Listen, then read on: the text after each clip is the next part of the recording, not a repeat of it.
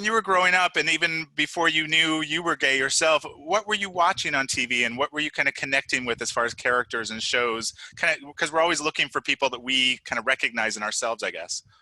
Yeah, so I was a kid in the 80s. I was born in 1972, so it was really the 80s that TV was kind of, and all that great 80s television.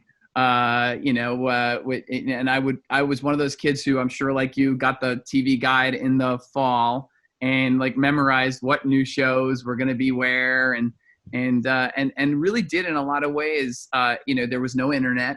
So my connection to the outside world, and the world that was bigger beyond, if it wasn't through the library, was really through my TV set and what representation I did see there and feel there. Sadly, there was not a lot of gay or LGBT representation at all. And usually it was, a perp and a crime show, or it was always a troubled storyline or a very special storyline. Yeah.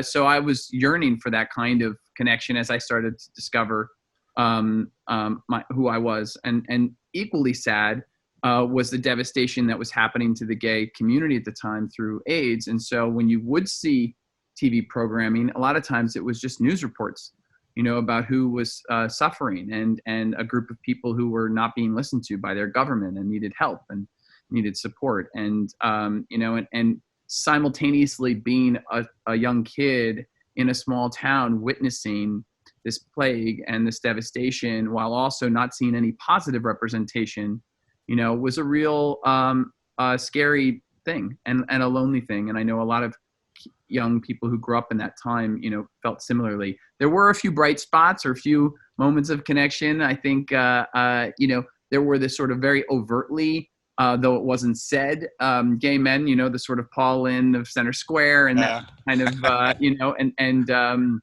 Jim J. Bullock on Too Close for Comfort. But again, they were sort of poked fun at, although I'm so appreciative of them during that time. And then there was Steven's character. I think it was Steven's character on Dynasty. Dynasty, sure.